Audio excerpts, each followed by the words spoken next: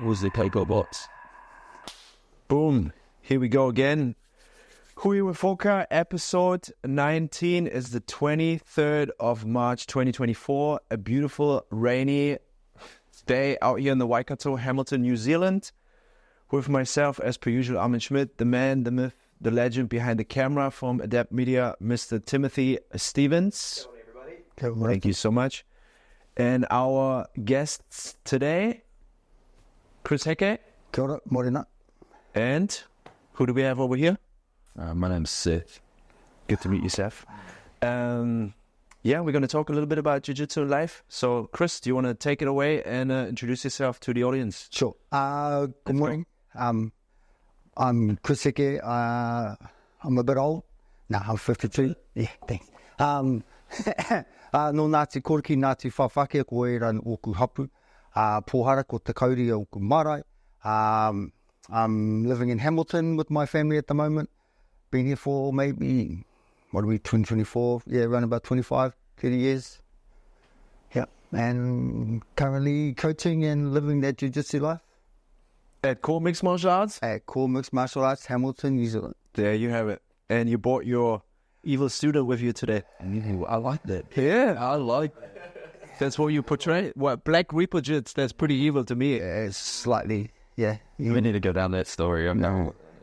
Little intro as well, or are you happy with that? Yeah, my name's Seth.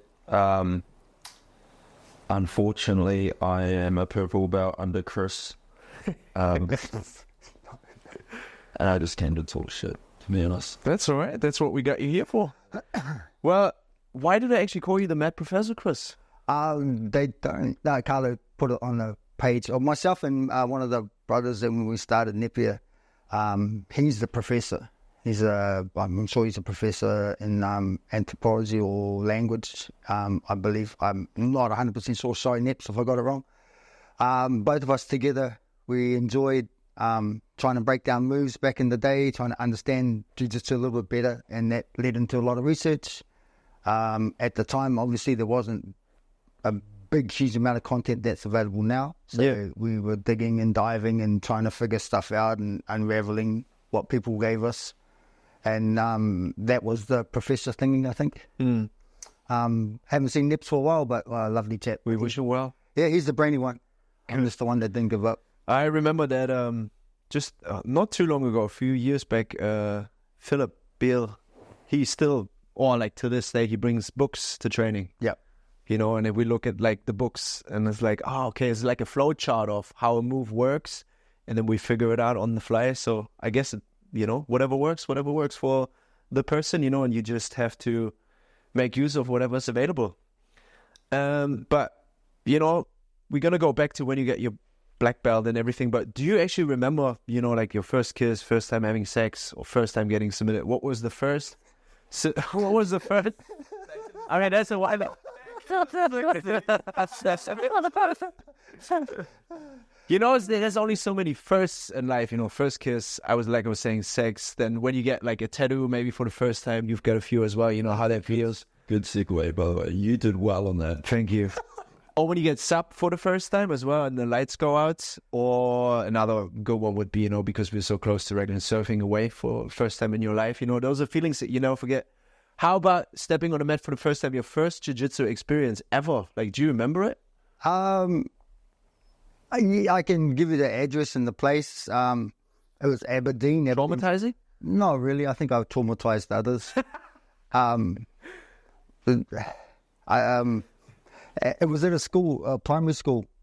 Primary school, Aberdeen Primary, which is in just past Dinsdale, which is in Hamilton. And Phil Beale was had a program there and went in, and it was like school hall. Mats on the school hall, we had to put them out and put them away. And myself and Nippy had just started, and we were quite large. I was about 130 kg. I don't know what that is in pounds, but it's heavy. And we were given 4 square mats. That was we had to stay within that 4 square mats. The chicken mats. Yeah, so we had 4x4. That was it. And it was quite fun. I had Phil's stepson at the time. I can't remember the bugger's name. Anyway, he was showing me how to do an armbar, and he was doing an armbar on me, and I was like, oh, okay, cool. I just lift him up, put him back on the ground. And so he's like, hey. So it wasn't terrorizing for me. It was just a matter of surviving. Mm. Yeah, but it was great fun. And then Phil made the commitment, and we all moved across to our first gym in Lake Road.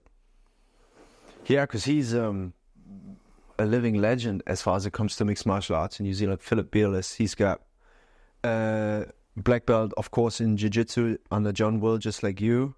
He's got 2 karate black belts. I figured out recently from my research, not just one. He's got 2 black belts in 2 different styles, and he's got another one in Taekwondo as well. And he's turning 70 this year, and he actually told me to invite you to his birthday because he's gonna have 10 7-minute rounds, or the other way around. Like, he's unsure about it yet, but he wants you to be there as well for his birthday roads. We must have to make that happen, I think. Yes, if it wasn't for Phil, Papa Phil, we wouldn't have jiu-jitsu in Hamilton to what it is today. Yes.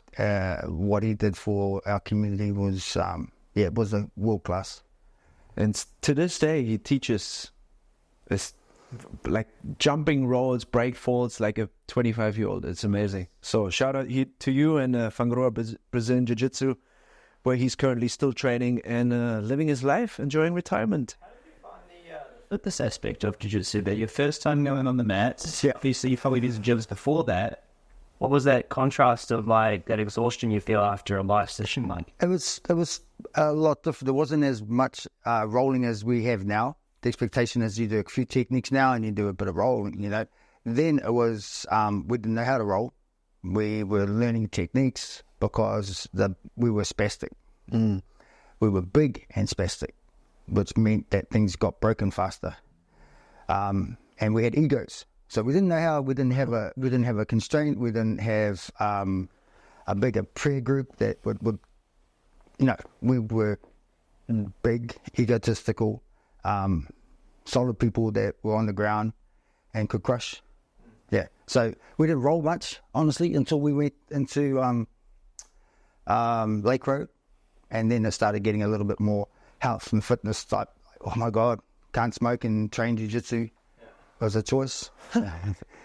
Bit contradicting, isn't it? Well, but what was the official, like, what year was it when you, the scenario that you just described, what year was it? I think we left. How many years back is that now? 2000 and either end of 2007 going on to 2008 or 2006 going to 2007, one of those two. But COVID's messed up my time frames on everything. Yeah, that was one of the questions that came up, actually, like, what year did you start jiu-jitsu as such? Because when I did my research, because now you are pretty much a seasoned black belt now, it's 5 years. You actually have this month, I believe, 5-year anniversary as a black belt under John Will. Yeah, John gave it to me on April the 1st. I didn't know it was... Oh, it was April the 1st, yeah. I was like, that old. He gave me, it was great, and it was always a pleasure. John's a fantastic coach and example, and again, an influencer to what our jiu-jitsu looks like in Hamilton, if not New Zealand. New Zealand, I would say, not just Hamilton. I mean, big impact here because he's got a lot of students here, but because he's a part of the Dirty Dozen. Oh, 100%. It's the first non-Brazilians. There's a group, 12, that were graded to black belt, and he was part of the first 12, and they gave them style. They were given a name, Dirty Dozen. So what's non-Brazilian? Jiu-Jitsu originates in Brazil. Brazilian Jiu-Jitsu, yeah. They came out, and then So obviously they were in the right space at the right time, and they dedicated their time and learning, and they were graded to black belt. But just like saying the first person to do, you know, like first maybe someone to do rugby that's not from a rugby-based nation to make the All Blacks. Yeah. Yeah, that's a perfect example because they're known for it, you know. Like when you think about Brazil, it's like, of course, you know, the name itself, Brazilian Jiu Jitsu. If you think about a surfer, it's most likely people think about Australia, you know. So it's breaking that stigma. Anywho, but at that point, or for a long period of time, you, of course, had a day job and a well-respected one as well that brought you a good paycheck and, you're able to look after your family and whatnot. But you made a conscious decision to change your own destiny and change your future by basically quitting that job and fully immersing yourself into jiu-jitsu lifestyle and coaching. You did another certificate as far as it comes to health and fitness, to be like a personal trainer and help people with their own journeys. So do you want to talk about that? Sure. Decision, like, was it a shower moment? Were you like in the shower talking to your conditioner, being like, I'm going to do this now. Like, I'm going to quit my job. I'm going to, immerse myself into it. Can you elaborate on that a little bit? I think I tried to have my cake and eat it too at the same time. Nothing like a good side hustle. At the time, I had some really good advice and examples and people in the community. Rupert Bain, he was a great advisor. He gave me a lot of good tips. I've got clients that are also very good friends as well that are experts in their own fields, and they were saying, where do you want to be? Where do you see yourself? And then I had to be honest with myself. I didn't want to see myself working the job I wanted to do, that I was doing. I wanted to have a bit more freedom in my life. Yeah. So I have to look at, I suppose you got that imposter syndrome type thing. So I believe to go out and go do the PT course, and that was at nights. That was hard. Learning again. Really different because school wasn't that. I didn't do too well at school. I just had lunch and other people's lunches. If they didn't like it or not, I still had their lunch. Yeah. So, it was hard case. We're doing this anti-bully program. I was a bully, type thing. So, learning again was really difficult, but sort of did well. Did enough to get certified. And then getting confident and becoming... because you don't just like wake up and you're confident enough to take classes. Yeah, say, of course. So having friends in there that were had the ability to pay for programs and training was really good. But that was in 2019 as well. Was that before or after the black belt? The grading? Just before. Just before? I started, yes. What a boost though, eh? It was like the graduation with the NZQA stuff was great, but then to have the recognition from John that was a good thing for my confidence. Yeah, of course. To be like, I can do this, I can make a living, I can, sustain for my family, for myself, because it's quite a big risk. Because he was working for the government, not to go into too much detail about him, there's a good safe paycheck that was coming in each week or fortnightly or whatever it was. Yeah. But do you look back on anything now? Are you have any regrets or do you still feel any pressure from it? No, not from the workspace. If anything, I've lost maybe 15 kg from the stress and the pressure. The body's a lot better working in certain stressful environments. You just adapt and become part of that environment. So big ups and love to all those people that work in their stressful jobs, but they got to have their bodies and their mind in a good place. Yeah, because it's really hard. It's gonna overcome you. You can't go against the wave that is in the world. Yes. Well, Tim is an entrepreneur himself. We always talk about things like the pressure of society. Every person, if you admit it or not, has imposter syndrome to a certain degree. How is that going to look like? Can I, should I, whatever, who's X, Y, Z is thinking about it. But I wanted to touch base on certain impacts, but you basically explained it to a T. Do you have any other thoughts on it? Or actually what I wanted to ask is, we talked about a first, like the first for you, first jiu-jitsu class, getting your black belt and whatnot, how that feel.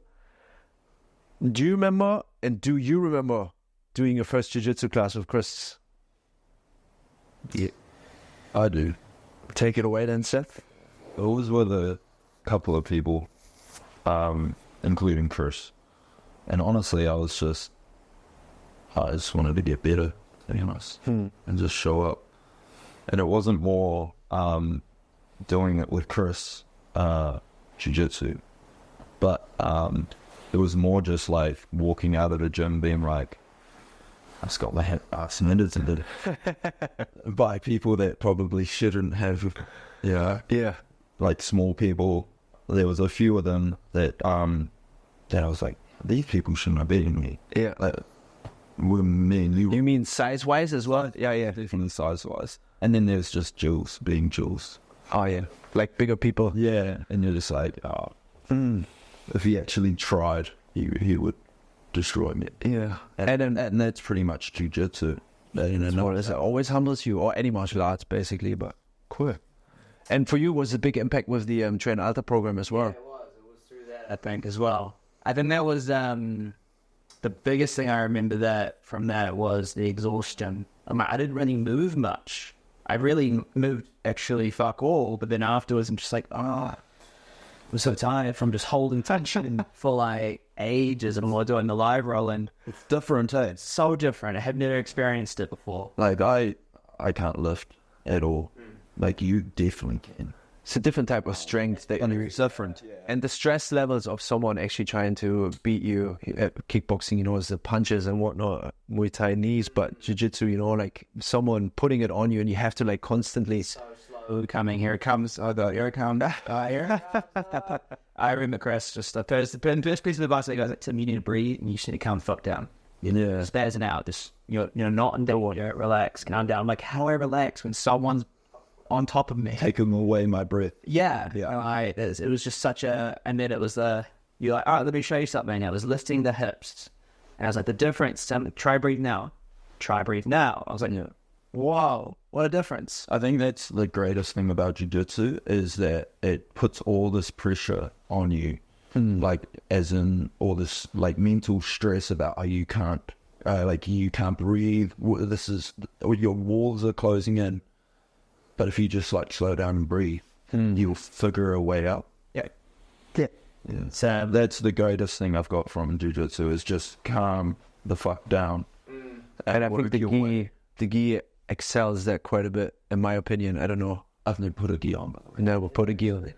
Yeah, because that's like another level of like slowing down. And I love the gi. I do love the gi. My washing machines don't. Like, so I'm. But that's a whole nother debate to have, gi against no gi and what. I'll just tell you a little story with Phil. So Phil gave me my first gi, and I still got the remains of it. It's a bit tattered, but Phil gave me an old gi. And when you walk into a gym where everyone's got these flash gis, and you walk in with this like gi that's already 20 years old, people go, "Oh, this fella's a tech." He's been doing it for a while. And this gi, I've been choked in it. I'm like the tears, the sweat, everything was in that gi is just grit. The gis that are available now are so high tech. They are made to be washed twice a day, dried, and they're really good. Those other ones, you were lucky to get them dry within like the sunlight. They stood up. They pretty much could walk out of the gym. You didn't have staff on the mat because it was all on your gi. So you took it home, you dumped it in a bucket, and our other great coach, Travis, had a lot of non-chemical type of solutions for dealing with stinky stuff, like vinegar and bits and pieces. No, it's straight home, Genola, Nappy Sam, whatever I could get in to make that smell just disappear. My dogs would think they would like have mental health problems because I walked in smelling of 10 other grown men.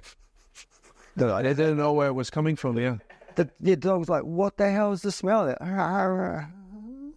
Yes. So you think when the dogs don't know who's coming in the gate. But the gi is definitely a fantastic place. I recommend if you're going to start with the gi. Have fun with it.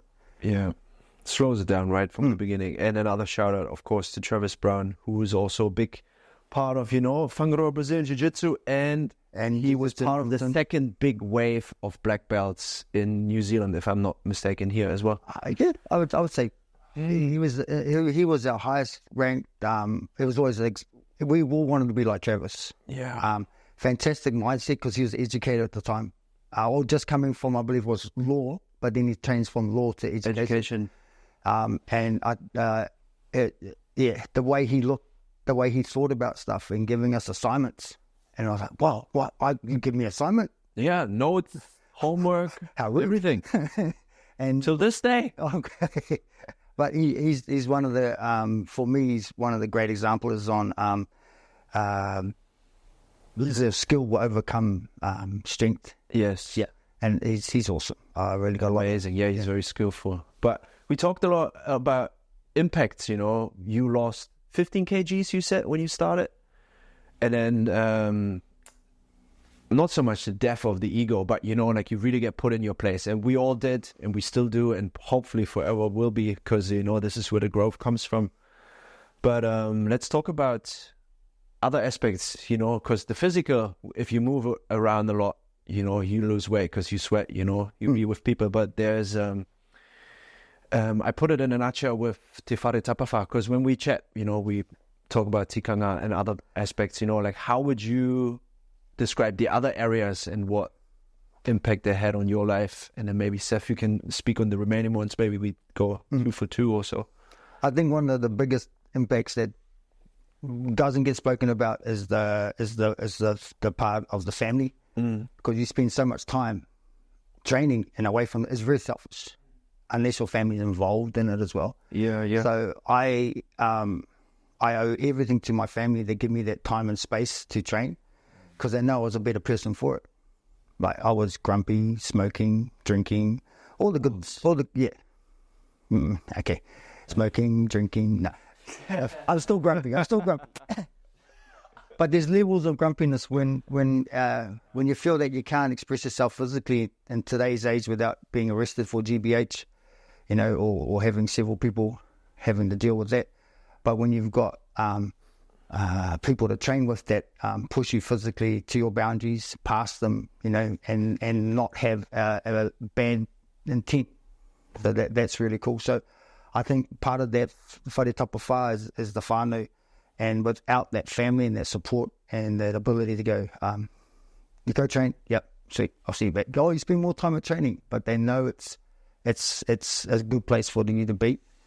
And I think the family, the mental side's well covered, and how the serotonin and all the good stuff releases, and when you're being active and being healthy, all that stuff's there. But it's the support that you got to have when you come home. Yes, and then inspiring others too. Like you got your boys enrolled now too. Tim's got 2 beautiful young boys that started at core mixed martial arts and wrestling as well. And that started with wrestling, but now we're just jiu-jitsu. Jiu-jitsu? Nice. Yeah. I mean, even better when you all come to the gym, you know, and you work out over there. I'm over here, you know, it's a safe space. Right, yeah. While they're on the mat, I'm around the back exercising, and then in my tail on the mat, and I can go around the back and jump around. Yeah. And that's it. We are the examples or exemplars. I grew up and I was really fortunate. I had great exemplars in my life about how to be good. You know, I had some really good examples. And then I reflect back and go, what am I doing now for these younger kids and that? And when I've got parents, like Rupert was one of the first, he'd bring his boy down and like, awesome. Okay, cool. Let's get the dads and kids out. So on Sundays, I had Damien brought his kids, Rupert brought his kids. We had like maybe 5 or 6 families. Even one of the mothers brought their son, so there was only time she could get to train with him because she was a solo mother. Like, well, you know, let's get you spending time with your child, being physical with your child. And that was Cassandra and Nathaniel. Yeah. I think it's powerful as well. I know I think about this quite often whenever I bring the boys to the gym or at rock climbing, for instance. It's another opportunity for them to witness quality men outside of their father, and just reinforces laughter, play, banter, friendship, loyalty, physical exercise. Like everyone's in shape, everyone's, you know, eating healthy, drinking lots of water, having fun, rather than sitting around smoking or drinking and just talking and not engaging. It's always really, they always love that energy. They walk away after rock climbing in particular. You guys are like cheering each other on, like pushing each other. And like, that's the standard I want you guys to work for. It's the quality of friend group I want you guys to look for. And only I'll learn that by being in that environment. Yeah, I should have probably explained that a bit better. Te Whare Tapawha is probably not, you know, known, or the concept. It's just health pillars, you know. They all have to be even and in balance for you to have a happy, healthy life, you know. It's not always the case, as we know. It goes up and down. However, the spiritual part we talked about is pretty much, that goes without saying. Then family is super important as well. Do you want to pick either the spiritual or mental maybe? And I do the other one. I think I went down the mental, but like for me, Jiu Jitsu really like helped me with, like, if I have a bad day, I just go get crushed for a bit, and then it really puts things in perspective. And like, wasn't that hard of a day. I just had to get up or get it out of bloody Jules' side control for like 5 minutes or you know, something like that. You know, I just had to try get out of guillotine for 2 minutes. And, you know, like then you really realize like little things in life or little problems aren't really problems, if that makes sense. Clears all the cobwebs there. Yeah. Which is great. Some people I know that I've been doing a lot of running lately. Running does that to some people. But jiu-jitsu just puts it on a whole nother level. Like, you can just tap and get up. But if you have a good training partner, like Jules, you tap him, you're just like not getting up. He won't even move. He will just like, you're not giving up that easy. You can't give up that easy. I'm not even doing anything. It's tough love sometimes, isn't it? Yeah. And even though if you would watch it, you'd be like, what is this guy doing? But, you know, he means well. Yeah. Because there's always something to take away from it or to learn. And I guess the mental side of things, you know, just, you know, because exercise and then exorcism, you know, it's the same thing. If you move your body enough, you get all the demons out and then you feel better afterwards. So just a bit of a play around with the words here, which is actually true. However, yeah, spiritual is the same thing. You know, you cleanse yourself, you sweat a lot. If you think about that, you know, you flush a lot of things out of your body, out of your system. And once again, I can speak for all of us, I guess, to make a point on that.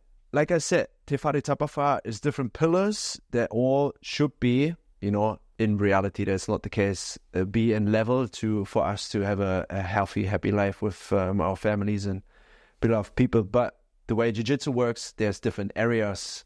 We still all, you know, like you've got 2 arms, 2 legs, you know, just because I have a different rank in jiu-jitsu or a different belt, it doesn't really matter, you know, we're all same people. But when I was asking you prior to the interview, one thing that you pointed out that you wanted to talk about from your program and the way you teach classes, the blue belt in 2024 has to be able to, like, what are the things that you look for as a seasoned black belt in a blue belt in the modern day and age? So a lot of people are wondering at this as well.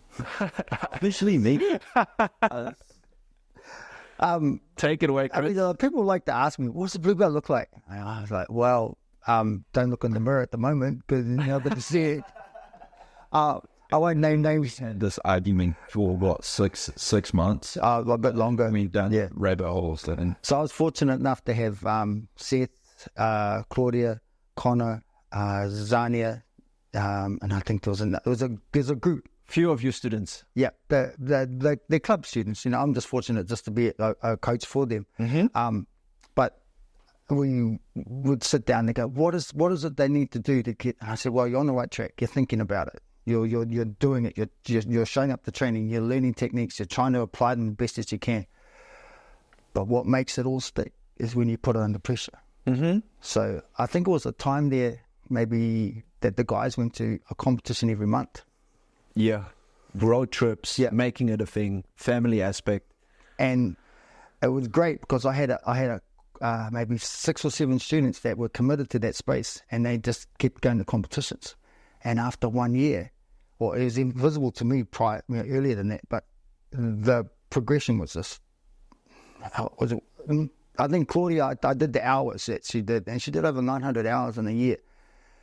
We accumulate 1 competition to 3 months worth of training. I was about to bring that in. Awesome.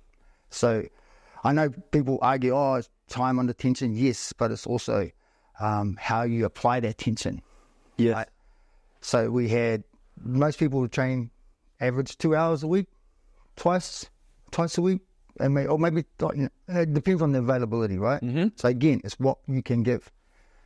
And then we looked at how much, how you can apply it, and how can we make more competitions available. There's a costing the guys maybe $80-90 a comp. Yeah. Plus driving, plus you know, time. Yep. And at that year, they loved it. And I think Claude's, I use Claude's a lot because her progressive development was so visible. I think, you know, this wee little thing will come rock on the mat. And beginning, it was hard because it was like, okay, I'm doing all this, it's not working. And then there was a point where it clicked, and then she couldn't stop doing it. People were just getting wrecked. Another element that I want to throw in, and also for the audience to, bridge the gap here, is that Claudia Herford was our previous guest. So, yeah. Who is Chris's student, still is, entrepreneur, business owner, and whatnot. And she was doing all of this while establishing her coffee business, her catering business, and, so lots of stress, partner as well, had to look after the business and put a lot of hours into training. And then, of course, a paid dividend eventually by showing up under pressure, competing. Yeah. And I think that's what made my case to put this into we don't just like pick the black belt. There's a few of us, we don't pick the blue belt. We have a few of us that we talk in our groups and say, okay, I believe so-and-so is ready for their next upgrade. There is a curriculum, there is a baseline, but I honestly haven't really focused on that much. Well, you just know, You just know when someone's ready. When I call it like I have to actually move, or I have to be aware of something. So when I have to address what the problem you're giving me, or my basics are simple, and then you're making my basics to be more. I'm having to gear up to try and pin you, to try and hold you down, and you're no longer afraid of that. You're attacking me. They tune, and I go, cool. You're confident enough to arm drag me, to take a single leg, to put me on my butt. Yeah, you're passing my guard. You're trying to pin me. Yes, I can get out of it. However, you're not. You don't care that I can. You're still going to do what you do. You're not going to sit back and be like, yeah. So there used to be a talk about you need to do a certain amount of time on the mat. That's that time under tension, right? Yeah. Because what is your thought on that now? It's quality time. Everything's about quality. You can sit there all day and watch, or you can get involved and get that learning. Like Jules, how long did it take you to get out of a guillotine? I can't get out of a guillotine. It's got the best guillotine. So that's it. That's just it is. But if you could get out of a great guillotine, all the other sub guillotines are a piece of cake. So it's having that tension and pressure that you can grade it on, right? So I can apply a lot of pressure on the side control, and you slip in the frames, get a bridge on, start moving out. I know you're good. If I have to sweat to put a pressure on, and then you start, cool, we're in that space now. There's those little things. And then I know, do you have good defense? I watch you against Toby. Can you block a single leg? Me. Wow. The standard is watch you against Toby. Not just against. No. I think the point that he's trying to make, watch you against experts and people who are very seasoned. Yes. But I'm going to apply some pressure on you now, because I think otherwise we're going to get into a rabbit hole here and just get carried away. Give us a few, let's say 5 prompts. What do you look at, a blue belt in 2024? If I'm like, Chris, I want to be blue belt. What do I need to do? Hours on the mat, quality time. Yeah. Do your comps. Boom, done. Yeah. What else? You got to be able to have confidence in getting out from pins. You got to be able to get out from side control, out from mount, out from back control, out from HOKA. You got to have your escapes. Yeah. But not with strength though. Yeah, I don't mind. You need a little strength. It's simple. You can talk about technique all day, but you got to have the physical application as well. Yeah. Well, I think the discussion we just had with Claudia, she's so small, but she can get out of so many things. But she's using strength on her behalf to apply her once she gets it. Yeah. But what I'm saying is, you as the TRT expert, you still have technique to get out, right? I would hope so. So, sometimes when we roll against Claudia or anything like that, we could use strength. Yeah. And just... But we're not. No, But this is exactly what makes him seasoned, to know exactly the amount he has to apply for, each student, for the... I just mean, coming back to being a blue belt, right? Instead of just, trying to bench press your way out of side control. You have to. Yeah. Of course. Oh, yeah. Yeah. Because then you go up against, Jules, or one of the bigger guys. I use Jules as an example because he's, 300 kgs. Feels like it, yeah. You have to use technique. you can't just bench press your weight. Yeah, that's true. But it's like, That's a good. Good. But your technique is visible to me because I can see your frames. I can see your ability to try and make space. I can see you trying to insert your knee. I can see you trying to get back to guard or standing up. But a factor that I want core MMA to work on, and Carlo's great at it as well, is we need to have stand-up. Gone are the days where we just ground-based, like sit on our back, pull guard. Our stand-up is our wrestle-ups, our wrestling, we've got wrestling, judo, sambo. I mean, I think the only stand-up type of stuff we're missing is sumo. Why do you look at me? Oh, do you talk to Jules? So we've got all that ability at the gym for people to learn from. And I think I want our blue belts moving forward to be very good at their stand-up. Yeah. So maybe explaining, the two people that we brought in, Carlo Meister is pretty much by now is a name to everyone. He's the head coach of Core Mixed Martial Arts, and he's always very onto it when it comes to the holistic approach, have something from stand-up into, bridging the gap into takedown, into, scramble, into then submission, or like defending it on the other end and whatnot. So that, because he is so seasoned, because he has such a holistic view on things, and he brings in all these like different experts, and the judo program is fairly-ish new, I would say. Now we have sambo, and then you can separate that into sports and combat sambo, and we had yoga in the past as well that might come back, like injury prevention. We had a massage place and, physio that we're working with. So it's, like boxing it all up. And Julius is one of his senior students who's been with Core Mixed Martial Arts for bonkers of years. He's a brown belt himself, and just an absolute weapon of a man, knows how to handle himself, and it's just known to be the boogeyman, if someone needs to be put in their place. He does zero. It's the most disturbing thing. No cardio, no training at all. Shows up on the mat and just dominates. And then he'll be like, yeah, I'm done. I'm going to get fucking BK. And then you don't see him for like 6 months. And then he shows back up and just... But he did all of that prior, and now he can give you those glimpses. He might not last for that long, but he's still, he's a mixed martial art. He trained for such a long period of time. You gotta, there's no... And we all have our demons and battles, and who knows, you can never assume what someone goes through while they're, taking stints off the mat. And we had family aspects brought in earlier. It's, there's a lot to look at, just looking at one person. However... let's bring it back to it. So you said quality time on the mat, competition is important. You mentioned that you have to have your escapes sorted, which then obviously links to you have to have your attacks as well.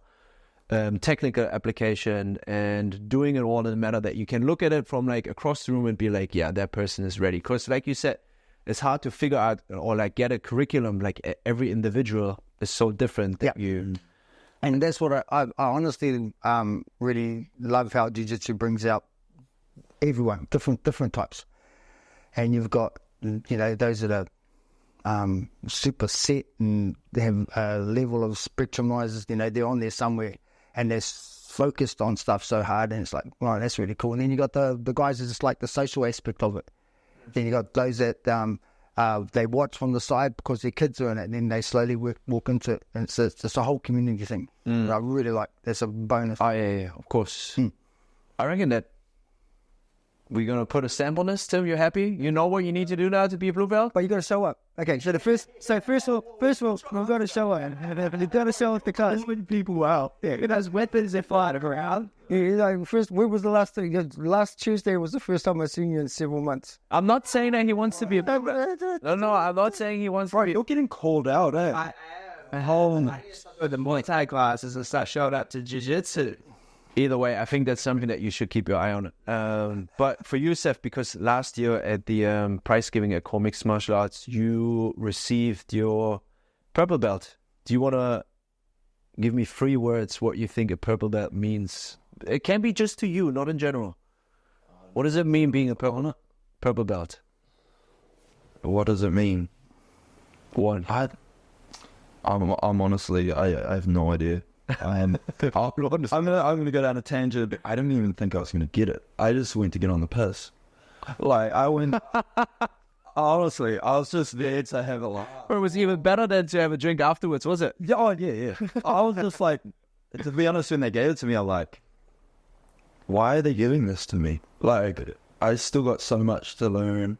There was still people like beating me, you know what I mean? Like beating me in the gym, that probably could have had their purple belt as well. Mm-hmm. So asking someone who's still got their, or just got their purple belt, what it means to be a purple belt, I fucking have no idea. But I reckon that's it. That's being humble is one. It's definitely not humble. Again, you went down the at the start. It might have been on the podcast or before. You talked about imposter syndrome. Yeah. And I'm just like, I don't fucking know.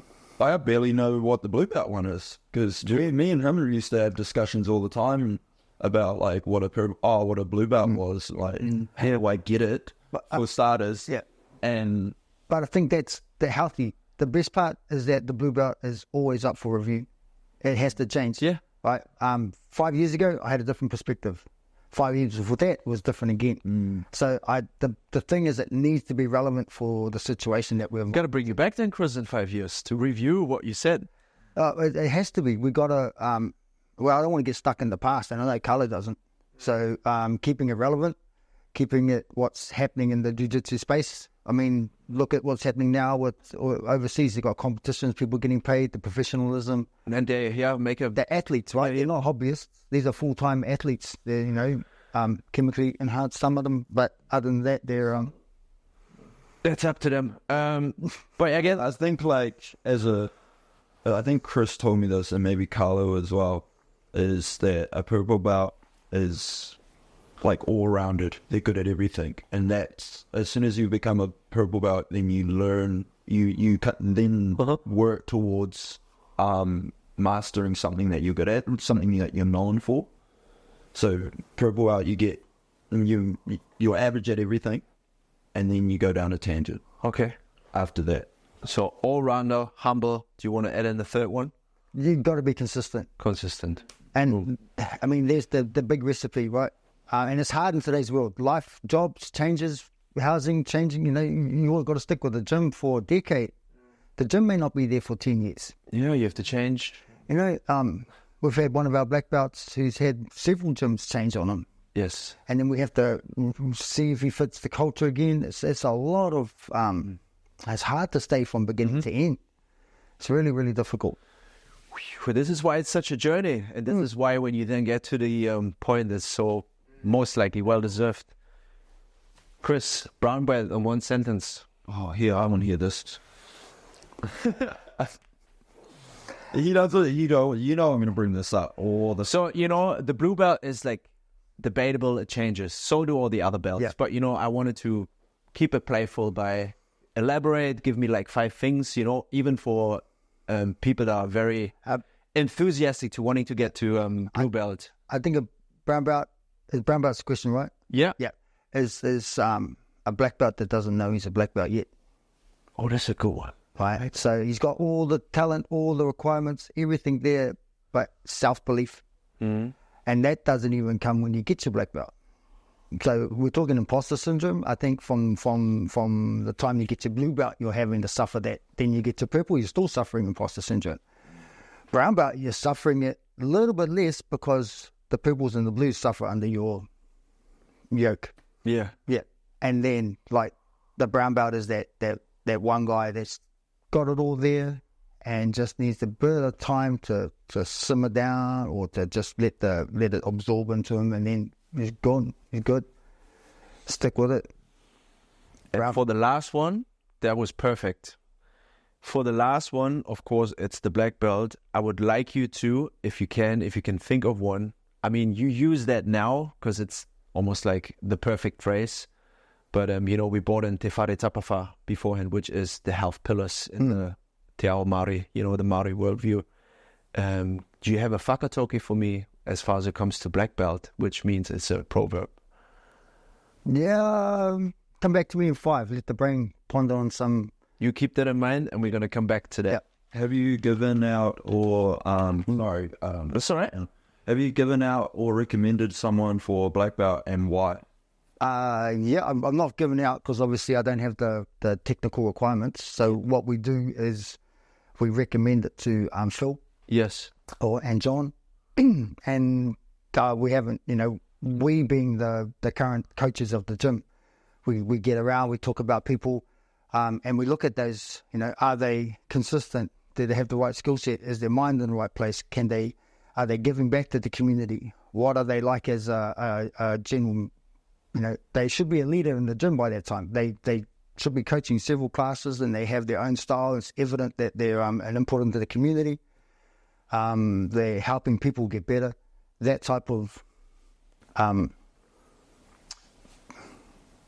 authenticity around themselves. Yep. And so all the last round of black belts, I've all recommended and put through and had arguments about them. You got to talk to them. We argue amongst ourselves about why this person should get it. So I have to put an argument forward. I'm not going to name names because people go, oh, so and so is not. Well, that's not their business. But usually, if they're ready, like everyone would be like, yeah, I've been thinking about that too. That's a good a starter point for every bout, right? Yeah. Where you're like rolling with them, or you just assume that they're that bout. Yeah. And that's a good one. Yeah, and that's what I like about no-gi. There's you get someone coming in with no indication of their skill level, understanding the mat, it's their skills at their skill level. You get someone going, oh, cool, hobbles in the door, right? They sit down, they come in for a session, and they have a roll with the guys, and then, wow, that was cool. Yeah, no. And you have to get to know them all. Instead of getting the shot, I guess, like, he probably, he's probably like in blue or something like that. Yeah. So that's a good way of looking at it from there. I like the non, you see someone get their belt, oh, he's a black belt, bing, bing, bing, bing, assumptions, assessments, and someone just with no-gi until you see their like 12-year-old pants, and tap out label finished 10 years ago, it's like, yes, you got issues, buddy, you're still wearing your tap out gears, right? All right. But I guess one thing that we can all agree on that you brought up over and over again is the competition aspect. That is so important at a certain time, space, whatever, that's debatable itself. However, what you started a while ago now actually is, you call it the Savage Comp. Savage Comp. And why did you decide to do it? Because people kept complaining that white belts are savages. I said, no, white belts are our future. If we don't have white belts, we don't have a club. If we don't have a consistent flow of people wanting and interested, and they get like no assistance, then they're going to leave.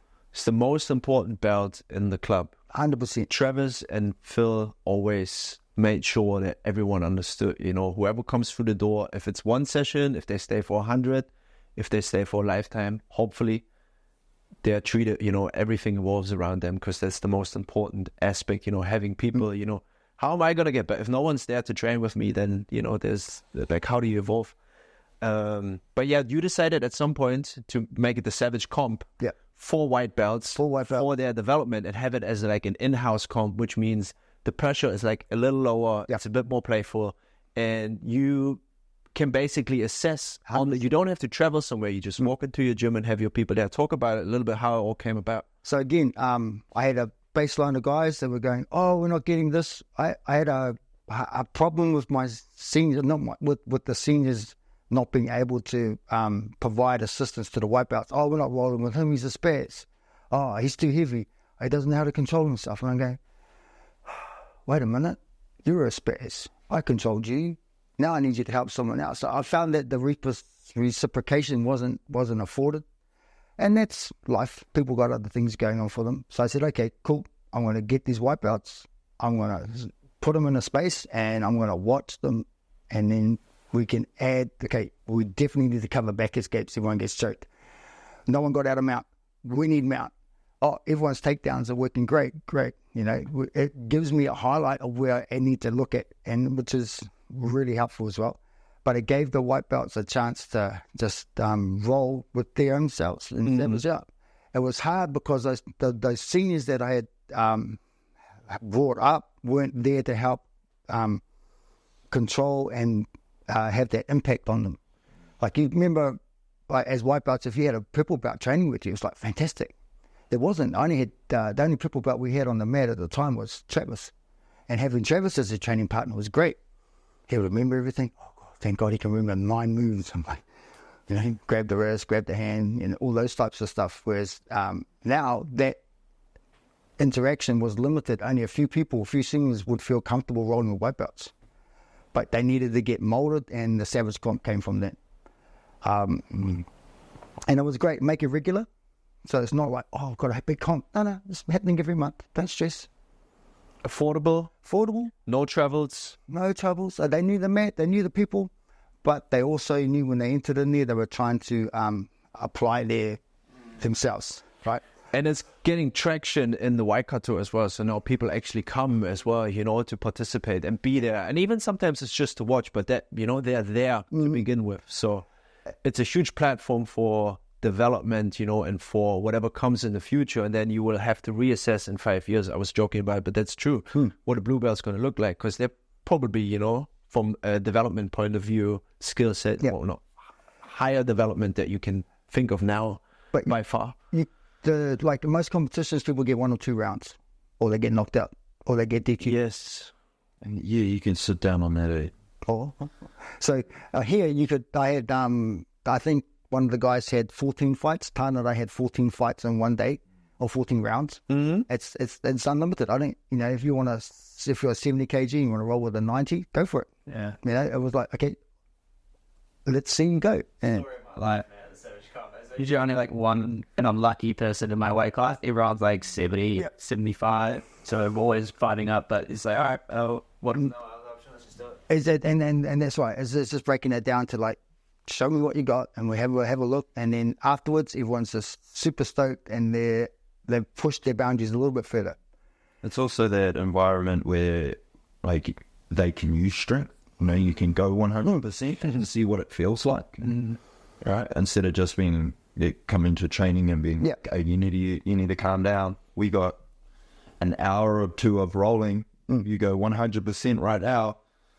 I can tell you for sure in about 5 rounds, you're not going to be able to keep that up. And 100%, especially with Savage Comp too, you've got your people there. Like, I actually haven't done a comp outside of it, but I can imagine I'm not going to have 5 people go, watch the arm, this, get on, it's on. Yeah. Is it like, can you do that at a comp? Yeah. Okay. In the current ones, but in the larger ones, you're not allowed on the floor. So the bigger competitions, Oh, I thought we were talking about the 7. Oh, the 7s is fine, but other competitions, You're able to and you did apply what you've learned, and then you've got the people reminding you what you need to try to apply. But that's half of the mind as well as having the noise, right? One of my goals is to pressure. Yeah, is to have a drum band at the top. When I'm watching my some of the old ADCC fights, dum dum dum dum dum, you need that rhythm, because rhythm controls movement, right? When the rhythms, that's why. What music do I play in the mornings? Sure. Bob Marley usually. These guys are learning their train out for that. Sure. But also, like, the white belt comp is a good gauge. You talked about earlier about it's gaining traction. There's other gyms coming. I think it's great to see, like, our white belts or our beginners class going up against other people's white belts, because that's where it all starts. Yes. Like, we could put, purples and browns against other people's purples and browns. But, like, the majority of people are going to be in a white belt, and to have them go up against other gyms, white belts, it just shows, like, where our learning is. I think where their learning is as well. Strength has the community aspect too, identity-wise. And you're like, I want to get a Quarterman t-shirt because they're wearing their t-shirts, and I want to represent my team. Suddenly, you're a bit more closer with the people that you didn't really know in class, because I want you pull together with your right. And they're bringing in their family members, in the past we had, like, when we were fortunate to have, like, the coffee, like Claudia's coffee truck, or not the truck, but when she was operating out of core, there was coffees there was some snacks, and people hang out, and, but there's a whole other aspect that comes in now is you got a quintet, which is, you got belts, you got the whole entertainment, you elevating it essentially by literally letting them compete in the cage. Yeah. What happened there was my white belts were no longer white belts. The ones that were the original savages, they progressed and they missed it. The fact is like, oh, I can't do this anymore. What we're going to do? I was like, oh, for fuck's sake. Okay, let's have a belt. Make a belt. So I make that savage belt up. Like, oh. And so it was teams. It was like we tried a quintet and it was fun. And I think we did 3 of them. It happened like because we just wanted to be in the white, the savage comp again. But you had grown up, right? It just exploded. I don't know if you cool, yeah. That very first one, where it just went off, and like people running around the gym, like just screaming, And then it went from that into the cage. We had our next one. We just had like multiple teams screaming at each other. We need to get that. Yeah. It's really good for spectators because the cage at Core MMA is like elevated so people can see in. And then you have, at that, particular event, we had 3 teams. Is that correct? I think so. With 4 team members. Yeah. And you would go. 5. Was it 5? Yeah. And you will go up 1 against 1. And let's say, we are on a team and you guys are on a team. Let's say I submit you, then I stay in. Then Chris comes in, and then whoever else. If I submit Chris, if I'm lucky enough, someone else comes in, and this is the whole system. And if you get to the end of the round, which is 5 minutes or 10, I can't quite remember. Yeah, 5. It's a draw, and both people go out, and two new people come in. So it's really fun to watch. Then they brought in the belts as well. People started dressing up a little bit, talking a bit of smack and whatnot. The wrestlers versus the jiu-jitsu. Yeah. So you have the styles clash and karate kids sort of love. And then we had I think Dan Hyatt and his crew were the ones that took it out the most. Yeah. But we had professional MMA fighters in there. It was great. It was fantastic. And what really made me smile the most was seeing Carlo enjoy himself really well. That was heaps. Yes. Pressure taken off him. Yeah. Mm-hmm. Yeah. But that, and Seth's done a fantastic job. So the one we got coming up in April, Seth's got a night version of it. So it's going to be doing a quintet separate from the white belt competition in the morning, and we're just going to have I was about to ask where this is going now too. And it's still in the experimental phase, right? So is everything in life. Yeah. So we're looking at Seth hooked up a crew from Tauranga. Yep. Yeah. Grappling HQ. Yeah. Shout out Chris for coming through. Oh, Chris Span, is it? Yeah. So they're gonna bring it's gonna interconnect us with them and make a new family connections and start working where that space looks to. Beautiful. And it's going to be an evening event with a bit more adult focus. So it should be good fun. Do you want to maybe quickly pass on the dates for that particular event? And because do you call it Choker Bro series? What is the actual name of it? So the Choker Bro is Chris's brand, but we're just calling it the Savage Quintet event. Savage Quintet, presented by Choker Bro. Choker Bro. Let's get to Choker Bro in a minute. What is the date for that? Date is 6th of April this year at 6 p.m. At Core MMA? Entry? $30 entry, yeah. Okay, sweet. And the next Savage Comp, Chris? Same day, but in the morning. I got you. So those guys that entered the competition, you can come in. We let them come in after they have a watch. But the morning side's more for our families and bowling, and then we're going to have a barbecue, etc. Yep. I open a... like we all love jiu-jitsu, we all love grappling, all of that, but it's trying to get that love of our sport to other people, like get other people interested in this kind of stuff. Hopefully that nighttime event will bring those people in. The location is amazing, like Core's almost in town. So pretty much. Parking, everything is there. Cafe close by. Two other things that, of course, are tied in with everything that we just talked about is the Chocobo brand. And you recently started the video logs as well, just for entertainment and spreading the word. Do you want to, maybe you can talk about the Chocobo brand, how to even purchase, it's a cool name to begin with. And then Seth can talk about the vlogs a little bit as well. So back in the earlier days, we would come to the open mat when I was working. So Saturday was my day of rolling jiu-jitsu. So we had an open mat from about 10 to 12 and not many people come down. Yeah. So I was learning how to use hashtags. Hashtags, bring a bro down, choke him. Hashtag choke a bro. And then, oh, that's funny, cool. Okay. And then people started laughing onto that. And then it was like, well, why don't we do, make something about from choke a bro? So the nephew Chad came up with the design, and then we went from there. It's been a long time, but we try not to put too much stress on that. That side of things will move. I'm not dependent on it. It's just chugging along. The website, just check it out, chokeaway.com.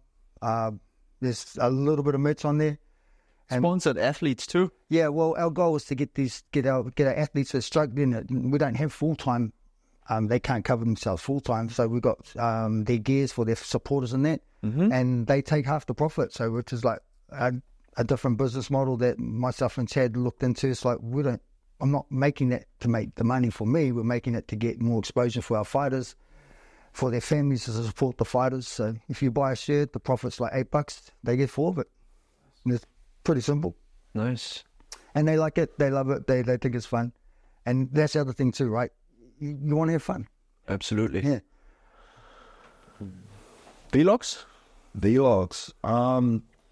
Again, we talked about like jiu-jitsu being like family, real great environment, and that's where the vlog comes in. We try to capture all of that and show people that it's not just us trying to choke each other out.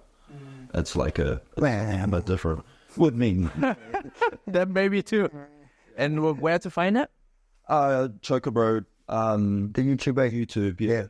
YouTube channel. Chris has little links on Instagram for that to go to the YouTube. So if anybody wants to check it out, Instagram. Yeah. But I do take heaps of inspiration from old man over here. Who's old man? Old Timothy. Yeah. I was just thinking just then. I was like, man, this reminds me. I need to get my camera out and interview my boys that just started the sport. Yeah. And then every year do that, and who knows, in 5-6 years, that right there could be a really good string of videos to put together as to why parents should get their children involved, and that's better. It's a Good idea, yeah. What I found is like when you pull out a camera, people don't want to talk. It's a real cracker. But if the camera's not there, you can see the whole environment changes. Everybody talks mad stuff. You have to hide it somewhere. Yeah. Well, what I've found is having it in the background, Yeah. not holding it, people will just act normally. They don't. Spy cam. Oh, yeah, you guys before when you were talking, you didn't know it was recorded. You guys are just being yourselves. It's great. Perfect. That's what you want. Exactly. All right. Another thing that you mentioned, Chris, was experimenting with, the brand, with how the competition goes, what to implement, new things to bring in to stimulate people. Everything is changing, Yeah. at all times. The blue belt level is going to change at some stage. When Tim is going to get his blue belt at some point, we're going to have a whole nother debate if it happens, just to prompt that one more time. But Called out a lot in this. I know, man. Yeah. It's good. It's because when Tim does this, when Tim does that, you're getting called out a lot there. well, at some point, you got to manifest it. But when you go through those motions and, you finished an event and you're like, you have like a shower afterwards, to like meditate, let it all sink in. When was the last time you had like an aha moment when it comes to jiu-jitsu, doing your comms, doing chocobro, doing, anything related to that? I have been quite often. I'm fortunate enough to have a lot of free time to think about how I can make it better, what we do, what can I do to make it more effective, not only in the delivery but in the teaching. And having Seth on board with like his progressions, I need him to learn how to coach and to give back. And he's picking up on it. He understands that, like, oh shucks, was I like that? And I said, oh yeah, you were, Wes. So he's got a couple of guys in the class that give him the same amount of stick that he gave me, and that's okay. You got to learn, but you also got to practice what you preach as well. Experimental wise, hey, it works until it doesn't. Everything works until it doesn't. Until someone. But do you have a specific one? A specific aha moment? BJJ moment where you're like, oh, I had a breakthrough here. I never looked at it that way, you know? Yep. Was getting out of side control. Oh, yeah. Another option of getting out of side control. Generally, all I've read for ages is put my frames in, go in to get out. So I had to put my frames and go back to guard. Yeah. Right. Having smaller people work different techniques that work on me is like, oh God. So they were wrestling up, they were turning out to the side, they were hitting single legs, they were doing all this other stuff that I know about, but I was lazy. Wait, what was that?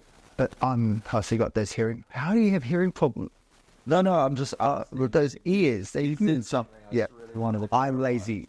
So is the technique that you figured out is not so much like a bigger concept, like you just changed your outlook on how to get out of side control? Yeah, it was looking at being more open towards other people's knowledge. Okay. So that's a huge factor. Like, Not to being into your own. yeah. Oh, Chris, how do I do this? Well, show me what you're doing now. That's pretty good. Let's tweak it a little bit. Like, you know, everyone brings something.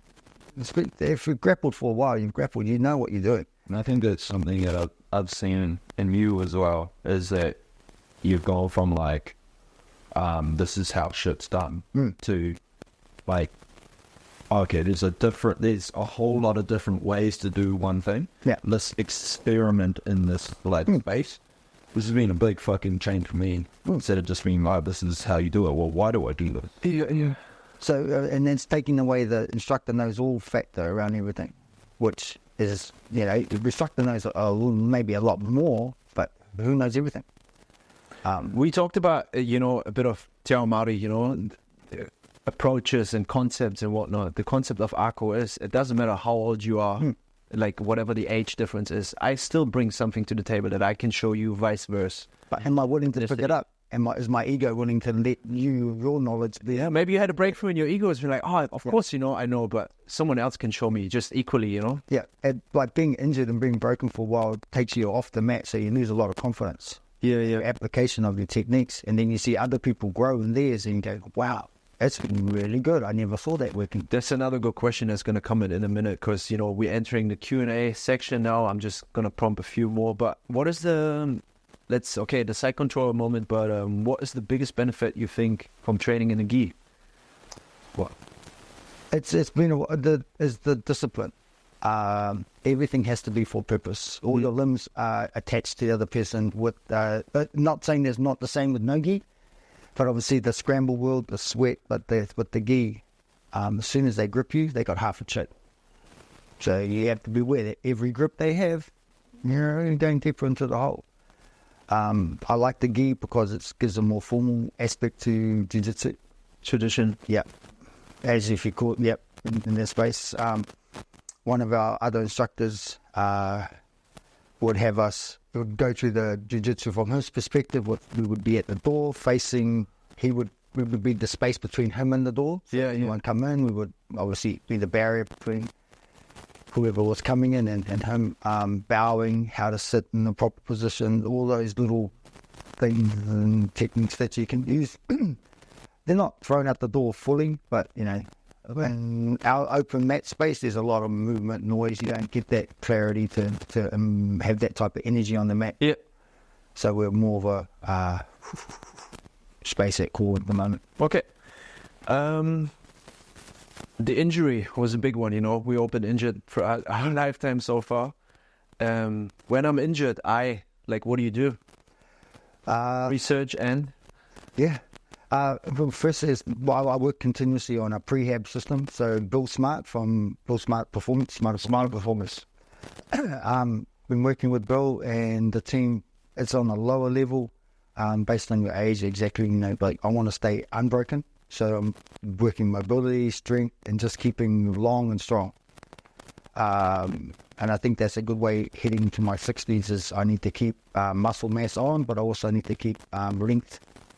My spine was the big problem. It had been an issue for a long time, but then I blew up. And a lot of stresses are not just from the mat, and they're from life. You know, when you change positions or jobs, the body fell apart. When I finished my job, I think in the first 6 weeks, the stresses went there, and everything unwound. Yeah. It exposed a lot of it just fell apart. So Yeah. Maybe Smarter Performance can drop some knowledge too. But let's talk about this quickly, because I asked you about an aha moment. You mentioned, a lot of people talk about you got to do your rehab, after sessions or when you had an injury and whatnot, and now you're talking about prehab. Was there any moments with like integrating certain things, maybe from Smarter Performance, that you're now using that like really blew your mind on how to utilize certain aspects to have longevity? I mean, we're fortunate enough to have some of the top sports coaches and scientists in our circle, in our core. So not only have we got Damien Wiseman. I don't know his current role, but he's just amazing, and he's very holistic, health orientated. But I think he is an osteopath by trade, if I'm not mistaken. I think that's Damien Kaitzman. Okay. So Damien Wiseman is one of the Bill's mentors with yes, okay. Him and Sean, and both of them are high performance. Yeah, they're next level. I don't want to say strength and conditioning because it's not. They're just a level above that. And it's feeling where you are in your range of motion and your body and what you can do to work around it. Mm-hmm. So the back was slowly just each vertebrae by each vertebrae getting stronger, opening it up, getting mentally connected with that part of your body again, which is a huge thing that I had to get back to. So when I did get better, I felt pressured under mount and side control. My nervous system locked up. Yeah. So I get me under mount and we go, oh gosh, yeah, I'm fine. Oh, okay, heck, what the hell is happening? Why is my body like protecting myself? Yeah. And Damien would go, because it doesn't want to get injured again.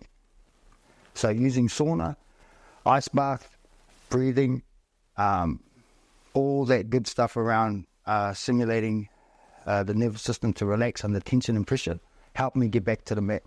How about the biggest benefit? Like, what do you think from all these aspects that you just mentioned, breathing, having a proper posture, working with, like, what is the biggest one? What do you think brought the biggest benefit to your well-being as far as it comes to, you mentioned it, prehab, not just rehab. Anything that you can highlight or point out? I think the breathing. Yes. Just centering yourself, and you can push yourself, when you're in stressful situations. I teach it to my kids, it brings you into the moment. Like for Jiu Jitsu, when I'm under a lot of tension or pressure, when you got 140 kgs crushing you, he's like, I can't think about what I'm going to have for dinner. I've got to think about now. This right now. Yeah, so keeps you in the moment. Yes, exactly. All the noise that goes on the outside gets closed off when you're thinking about now. When you're in the ice bar, you're now. I've got one more question, injury related. Do we have a few already, or? Yeah, I think maybe we address the audience and see if anyone wants to see a question. Yes. So we're going to hit the Q&A stage now. We just joined with the Instagram live from a few minutes ago. But if you have any particular questions for, of course, Chris Heke, the Met Professor, or Seth, who is his evil student, I'm going to say it again, or myself, you can just drop them in the comment section, and then Tim is going to read them out loud. If they're of good value, of course. And I'm going to bring one back from the previous Q&A that I put out, on Instagram with the big block, whatever you call it, the questionnaire block, is have you ever had a major injury that made you step away from, in your case, it's BJJ or mixed martial arts in general, and what did you do to come back on track? When I blew out my lower back, it was to the point where I was on that, the yoga ball. Yeah. Yeah, I taught class on the yoga ball, so I would walk around roll around on the ball because I couldn't stand up. Because it would give you relief on the back? Yeah, so I would be on the ball, and then I'd be going left, use your left, and I had the sticks, and so I would roll around like a roly-poly thing on teaching from the classes like that. I knew if I did not come to class, I would not come to class. So that, and I also had just finished my job, so I had no ACC, no medical insurance. But I still had to work. So no ACC. No. So I still had to make it, and I was fortunate enough again having a group of clients as PT and coaching small groups. the support from them was like they knew what I wanted. I could get someone like Seth to demonstrate the technique. Yeah. I could coach them through the purpose of it, and had a team that could do that. I mean, I took my first Sunday off last week because I was crook, and since like 2018. So I work 6 days a week. I coach 32 classes a week. Half of those are for core or for Sambukai, another club I assist at. Mm-hmm. And I think 13 of them are mine, so that's where I get my income from. Yeah. But no, you didn't have to spend like a significant amount away from it. You just got to go there. You made yourself available by being there, no matter what, just showing up. If it was on the ball, like crawling, using a stick, using a student. Pretty much crawling on the mat. What are you doing? I'm practicing my shrimps. I have something because I couldn't stand up, or if I stood up, I couldn't sit down. There's always something you can do, eh? Well, yeah, but it definitely wasn't going home and thinking about it, because as soon as I thought about it, you overcook it. Yeah. I went to the MRI. They said, "Oh, you're buggered." I said, "Thank you." You like an operation? No, thank you. Like as an injury? Yeah. Just in general? As an injury. As a spinal injury. So they had lined up. They had the injection ready to go, and then I said no, because the advice I got from Damien Kitchener, then the osteopath. Yeah. He knew people that came back from worse, because I sent them the scans, and he goes, "Okay, they can operate, and they should operate, but you're not going to be the same." So it's okay, nut it out, hard it out, go through it. I think it was 2.5 years. So who hurt you? Me. Is that question from Starter Performance? Oh. Inspired you to explore the dark side of Brazilian Jiu Jitsu. In other words, Oh my God, that's... who hurt you? Me. I hurt myself. You hurt yourself? Yes. Training too much, or? No. Obviously, without glasses, I have eyesight problems. No shit. Yeah. So I went to do a handstand. And Mackenzie was there. If you guys know Mackenzie, she was doing handstands. She goes, "Come on, do a handstand." Peer pressure.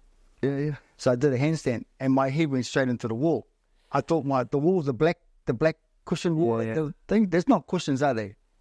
It's just So I went, "Dunk," and then I felt, and I went, "Oh gosh," and then I dropped to the floor. I didn't even know about that story. Yeah. I had literally thought it happened doing jiu-jitsu. No, but the accumulation of like my neck getting cranked out, that's just standard. Yeah. Right. So as soon as someone touches the neck, it's all right. Yeah. Is that how I get you to roll? Yeah, pretty much. Pretty much. Yep. So Mac has a good laugh when she remembers it. She goes, "Yeah, it was in Donk," and she thought, "Oh, he's funny." He slid down, and I just went and fell face forward on the ground. I think I fucked it. That's right. It does happen. So like you place your hand on the ground and do a handstand. Yeah, of course. Yeah. Innovation. Yeah. How about you? Did you have an whatever major injury that made you stay away from a little bit? What did you say? You got that hearing? I don't hear you, but I haven't had any like major surgeries where I've done a handstand and couldn't do a handstand. Don't do a handstand into a wall. But I have had my knee twisted to the point where I was in a brace a little bit.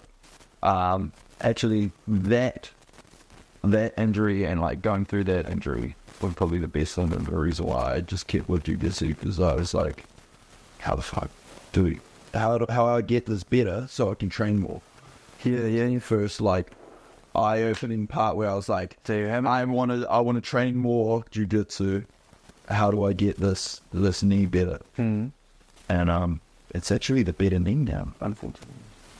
That's usually the case. If you injure one side or one knee, then well, either way, you can either be overly cautious and then injure the other one. That's what happened to GSP, by the way. I didn't know that you can do a handstand and then you injure. I could do it. I just did it with a distance.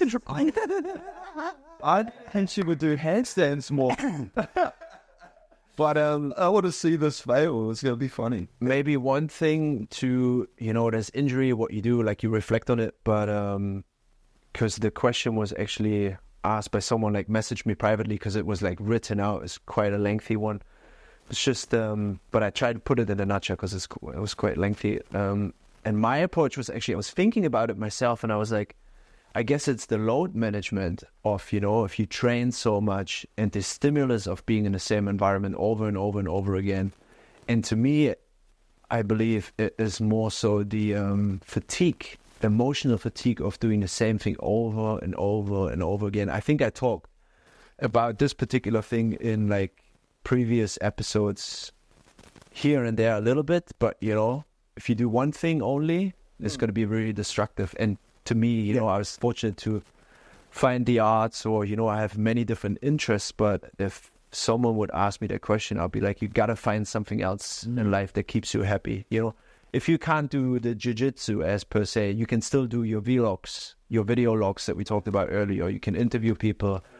They talk about jiu-jitsu, you know, like you have common ground, but it's not like fatiguing your body. But most of the emotional side of things, when you're like in the same environment over and over again, it's like, when do you compete? When is this happening? When is that happening? You know, like always doing your best. I think it's super important to distribute, have other areas as well. So I think that's the health and recovery space. I'm really liking the effects and trying to understand more around the contra therapy, the hot, the cold, the breathing. I think that's given me something slightly off, but still connected to the jiu-jitsu round, the grappling round. I was just thinking about another aha moment. Like 2 nights ago after training, I was sitting in a sauna, and you know how you have those sauna chats with people, and there was a gentleman sitting in there that I've never seen before because he's injured, and he was stretching a little bit, and I was like, brother, are you okay? Like, has anything happened to your body? And he blew his back out, you know, doing jiu-jitsu. And I was like, I've never seen you, da-di-da. We got talking, and he was like, yeah, I really miss it. And I was like, how about you just come in for class and just watch, take some notes, ask Chris or whoever's taking the class notes, and take notes and ask questions. And he was like, looked at me with this aha. Oh, yeah, I really need to do that.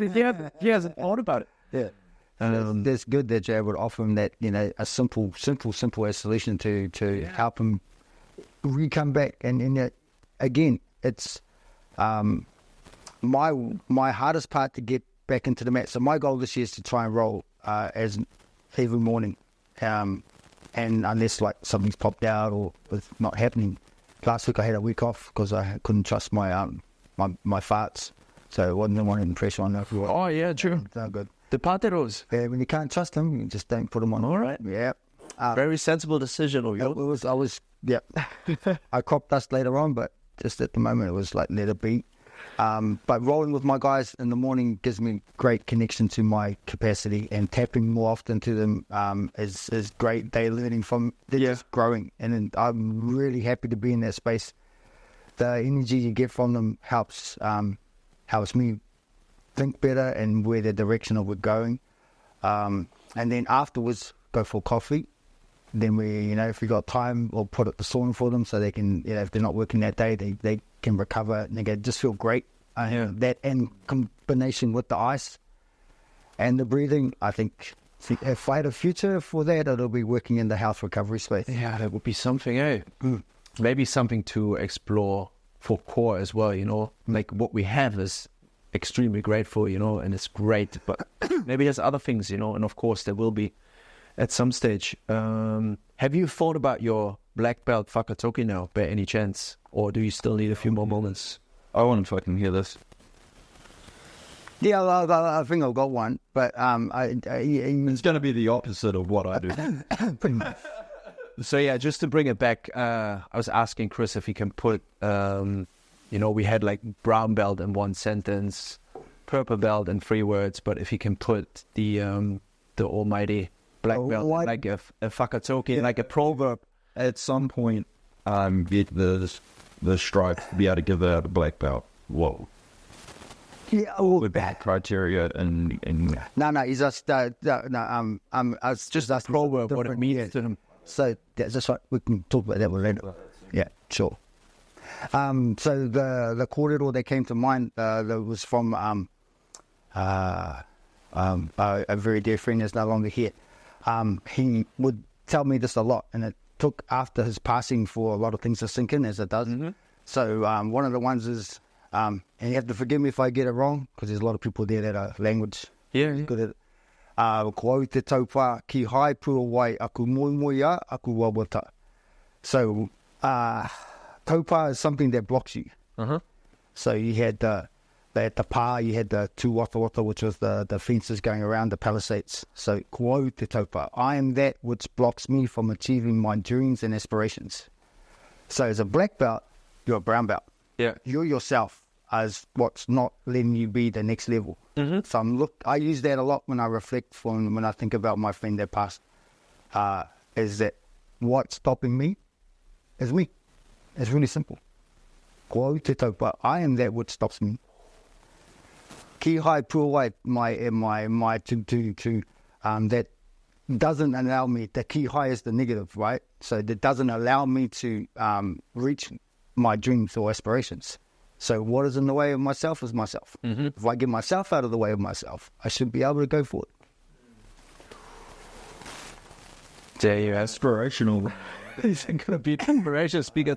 That's probably that 1% that he actually is like a little bit of... I was honestly blessed in the fact that the mentors and those people that helped me get out of my trouble space as a younger person, they're not here, because then they had different expectations of what I would turn out to be. To put up with you. And I saw jiu-jitsu as my train. I messed up a few things as a younger person, as you do. Yeah. So, but I still respect their teachings that they hopefully infuse me with. But that's one of them. He was grateful whakatauki. They don't come around until you figure them out, or they hit you in the face. Oh, sometimes it takes years, decades to make sense. Yeah. Nā mihi kia Ngāti Tukore, kia Papa Sean, kia rata ma kari konei tēnei wā. Those that aren't here now, always respect those. They give me aspiration and leadership from them. Aye, thank you, Chris. Any other questions? Hadn't seen any more questions come through. Julian or Lauren, you guys got any questions? What? I had a question. How about if we don't have any more questions here, then it's usually part of our, kaupapa is that you can spit one back to me or to Tim.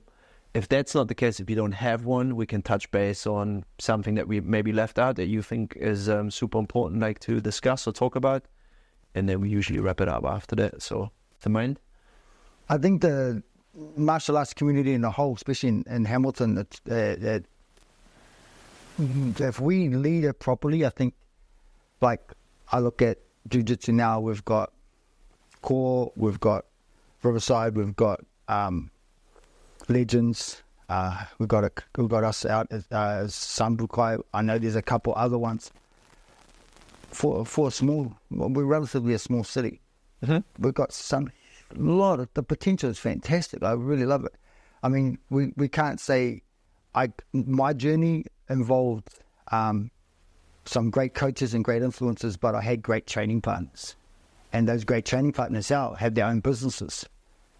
I think of Joseph and I think of the skills that young man has. That still has, He's the head coach and founder of Legends Gym? Yep. Is that right? Yep. Yep. The roles I used to have with Joseph were they were just so much fun. We would roll eyes closed and just do dumb stuff. And we end up in like, well, how do we get here? And then we rewind. So that was another experiment, rolling eyes closed. Yep. Travis would get us the whole tennis balls so you couldn't grip. Oh, yeah. So we'd strap tennis balls to our hands. Yeah, it was great. So that's where we learned how to underhook, overhook without grabbing and relying on our grips too much. Rolling with Tops was he's just an athlete fully. Having those guys as training partners, having the ability, having these young athletes as training partners was fantastic. That's the biggest stuff. Your friends when you're training, your group. So when I used to watch Seth, Connor, Claude, Zani, and that, they would be spending out, and Wayne. Right, Wayne's his dad. He knows that. I just adopted. So where are you going with this? Are you trying to say that those communities need to work together, need to work together better, or need to? No, I'm saying this. It's the group that you come up with, your generation. Yeah. That if you can stick together, it's difficult, but when they were white belts, they did really well to drill, train, and they'd use each other to reflect and work on their game. Mm-hmm. As we progressed through, we all developed different specializations, and then got to the point where we met like we needed to pursue their dreams, and so they but we're still related. Mm-hmm. It's just like hapu when it gets too big. You're gonna go over the hill and settle over there. I'll go that way. But then the next generation after that is where where we can interlink again. Yeah. So I'm not saying that I have been able and been exposed to great training partners. That's what I think is some of the best things that I've been able to get to. Is through my training partners. If I look at them, coaches are fantastic, but it's those people you're spending. My best coach is my training partner. Mm-hmm. Well, those training partners eventually turn into coaches. Yes. Because they are so great, You Yes. mentioned Joseph Hamlin, who just opened the Legends gym just down the road, and it's the head coach. And, more people are there, or Riverside is with on top, And we've got Jordas as well. We're talking Waikato fighting legends, I'm not trying to drop heaps of names, but those guys are fabulous training partners. They know how to bring the best out of you. Aye. So look after your training partners. Yes. That's the key message here. That's how you stay unbroken. If you're looking at your best prehab, is look after your training partners. Any more? None? Do you have something that you would like to bring up, or did you think of a question? If not, we just leave it at that. I have one for Tin Man. Go. So, we talked about like what belt ranks, as in like, at a certain point you start teaching, in your like media journey, where are you in that? Where do you, like you will have an idea where you want to be. Where are you in that? So you start off with your cell phone, you're doing like vlogs. Where have you gone from there? And then how far do you have to be to where you want to be? I studied the belt system in the middle somewhere. Yeah. It's weird because like there are areas of it where I feel like I would be purple, but I don't have to be a purple. It's not complete. Like while I can do the sales aspect really well of the business and people skills, I like some of the equipment that would be required to be able to then complement the skills, just the skills, and I don't have some to that access yet. So I'd say medium to high blue belt. Very humble. I would say that's very underrated. I'm comparing like black belts, obviously cinematography, nudies. Have you not seen your Dorset suits? Yeah. But It was quite short. It's very short. But what's the average attention span? Hey, 6 seconds. It's the night for you, eh? see, it stops. It's like attention span. You do the fact that your Dorset suit range, if I can say that, is mind blowing. I watch it just to watch the effects. I'm like that's so cool. I think like the more you know, the more you don't know. That makes sense. Yeah. The more I've learned about this, the more I've realized I actually don't know. If I needed a You're suit, a bit more than that, eh? yeah. I think you were in the purples because like then maybe up a bit because you're like teaching people now. Well, you taught me. Yeah, it is. You're showing people. You're like giving back your skills to other. Right. This is perfect. While we're amongst it, do you maybe want to come in and... All I'm saying is that it's. I was trying to get him to spill some of his amazing media secrets. Yeah, well, I did actually get the opportunity to go into my kids' primary school and teach a bit of a lesson on media. Yeah. And that was really, really cool, actually. And there was camera angles and whatnot, but we spent actually a bit of time talking about why are we creating this content first before actually starting to create the content. And we had like a few products, and it was like, what is this? It's a coffee mug. What's it for? What problem does it solve? It's for holding coffee. Who drinks coffee? Adults. Where do adults hang out? In the staff room. So we're going to take photos and make a video for adults who drink coffee in the staff room. And then that just everything is there for them to think about. That's black belt, The story. But then it's like, it's the aspect of it. You know how we talk about break falls first? That's what this is. Is like, if someone said, Ahmed, I hate your blue hair, are you offended? No, because you don't have blue hair. So if you know you're making this for an adult, that wouldn't give a fuck in the first place. bad example. You just bulletproof. But if you're making a piece of content for a very specific type of person with a very specific objective, if someone comments on it with a very negative comment who doesn't need that profile, it's fine. It's not for you. Yeah. So your internal diet, you're safer and able to consistently train or keep posting content. So that's the breakfall that I was trying to teach the children. So, nice. Great. Yeah. Awesome. But to address my little point, is this what we're doing? Adapt Media, mate. Adapt Media. If you actually need teaching and coaching services, we'll go ahead and talk about that, because one aspect I've found with my work right now is I'm only one guy, and while I can make really cool videos, you know your brand and your business and your personality better than anyone else. I can come in and work with you to amplify that through, camera equipment, lighting, audio. But what's even better is teaching you how to recreate that process over and over again, because I can only be there so many times, and I can't be there when you just closed a deal or failed something and you want to document that process right there and then. Having the confidence to be able to capture those moments authentically, and then later down the track, we could work out a story and put it together and piece it to a masterpiece of a video.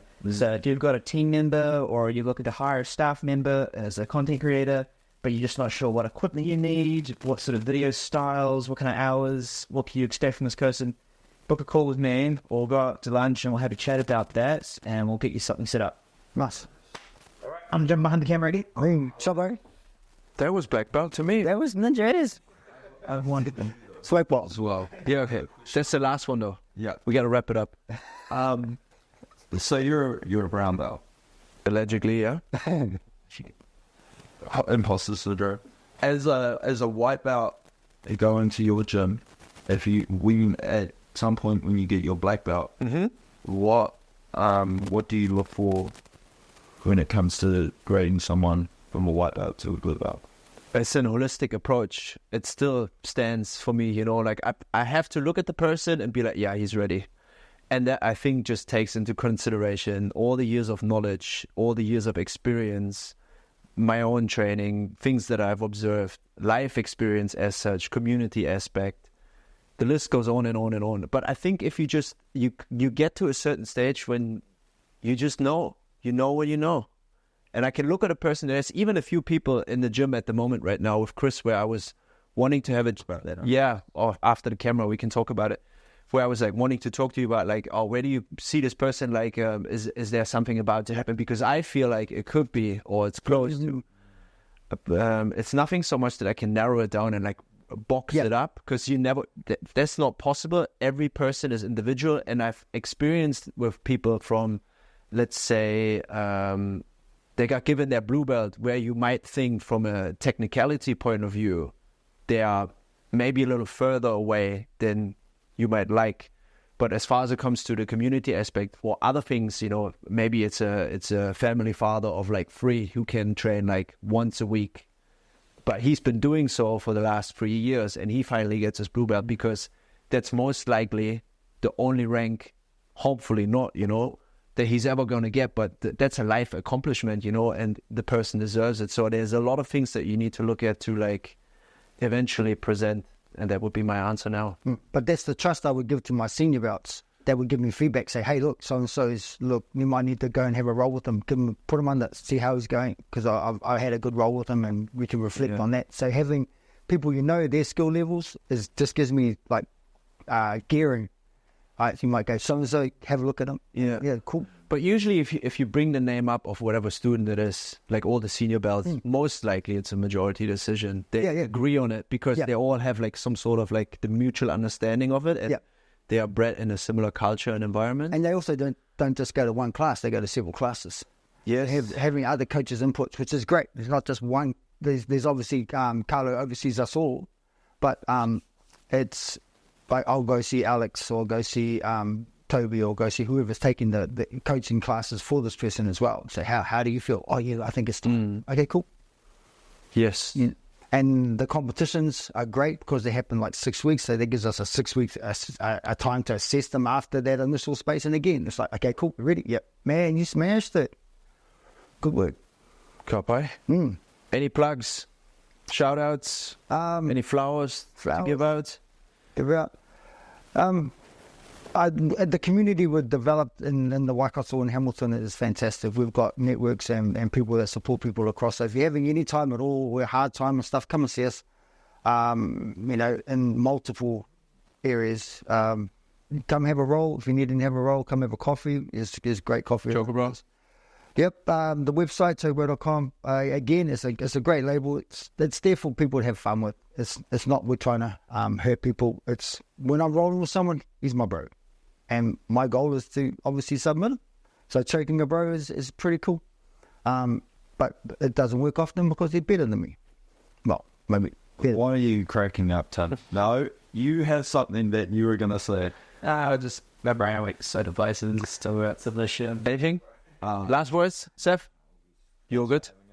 Yeah, thank you for having us. Appreciate Seth? it. We're good to go? That was really good. Thank you. Thank you. And we wrap it up here in 3, Whoa, hang in. 2, 1.